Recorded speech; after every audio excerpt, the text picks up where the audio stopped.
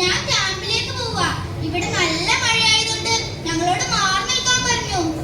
അയ്യോ, എവിടേക്കാ പോകുന്നേ? എവിടെയാ ക്യാമ്പ്? നമ്മുടെ സ്കൂളിൽ തന്നെ.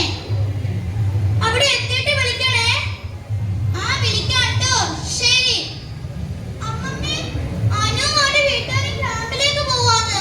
അവിടെ നല്ല മഴയായതുകൊണ്ട് അവരോട് മാറി നിൽക്കാൻ പറഞ്ഞു എന്നാ പറഞ്ഞേ. പാവം, ഇത്ര മഴ പെയ്യണ്ടായിരുന്നു. നീയല്ലേ മഴ നിൽക്കാതെ ഞാൻ പ്രാർത്ഥിച്ചേ?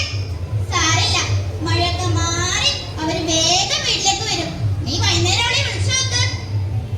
ശരി അമ്മമ്മേ. ഹലോ, എവിടാ നീ? ഞാൻ നമ്മുടെ സ്കൂളിൽ തന്നെ. ഇവിടെ കുറേ കൂട്ടുകാരുണ്ട്. കുഴപ്പമൊന്നുമില്ലല്ലോ. നീ ഞങ്ങളുടെ വീട്ടിലേക്ക് പോരുന്നോ? ഇവിടെ കുഴപ്പമൊന്നുമില്ല. ഇവിടെ നല്ല രസാ. നമ്മുടെ ക്ലാസ് സ്കൂളിലെ കുറെ കുട്ടികളുണ്ട്. ഇവിടെ നമ്മുടെ കൂട്ടുകാരും ഉണ്ട്. സ്കൂളൊന്ന് തുറന്നാ മതിയായിരുന്നു. എനിക്ക് നിന്റെ കൂടെ ഇരിക്കാൻ തോന്നുവാ. സ്കൂൾ തുറന്നിട്ട് കാണാം. കുറേ വിശേഷങ്ങൾ പറയാനുണ്ട്. ഞാൻ നാളെ വിളിക്കാം ട്ടോ. ശരി, ഓക്കേ, ബൈ.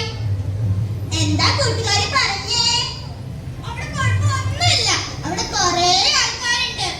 എനിക്ക് സ്കൂളിൽ പോണം. ആഹാ, എന്റെ കുട്ടി നന്നായോ? എന്റെ കുട്ടിക്ക് ഒട്ടും ഇഷ്ടമായിരുന്നില്ല സ്കൂളിൽ പോകുന്നത്. എനിക്ക് ഇപ്പോഴാ മനസ്സിലായത് അവിടെ എത്ര രസമായിരുന്നു എന്ന്. ഇപ്പോൾ കിട്ടിയ വാർത്ത. കനത്ത മഴയെ തുടർന്ന് നാളെയും വയനാട് ജില്ലയ്ക്ക് കളക്ടർ അവധി പ്രഖ്യാപിച്ചു. ഈശ്വരാ, എന്തൊക്കെയായി സംഭവിക്കുന്നത്? മഴ ശക്തമാവുകയാണല്ലോ. അയ്യോ, എന്തൊക്കെയോ ശബ്ദങ്ങൾ കേൾക്കുന്നല്ലോ. എന്തായി ഒളിച്ചു വരുന്നത്? ഈശ്വരാ, മക്കളെ, അമ്മമ്മേ, എനിക്ക് പേടിയാവുന്നു. മക്കളെ, വാ, നമുക്ക് ഇവിടെ നിൽക്കാം. അമ്മമ്മേ, എനിക്ക് പേടിയാവുന്നു. മോളെ, വാ.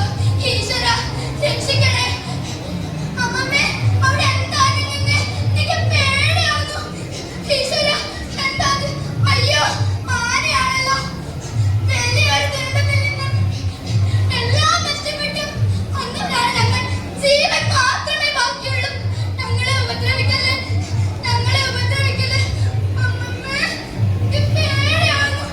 നമ്മളെ കൊല്ലുവോ? ഇല്ല മോളെ, പേടിക്കണ്ട. മനുഷ്യന്റെ അത്ര ക്രൂരത ഈ പാവം പിണ്ടാക്കാനില്ല.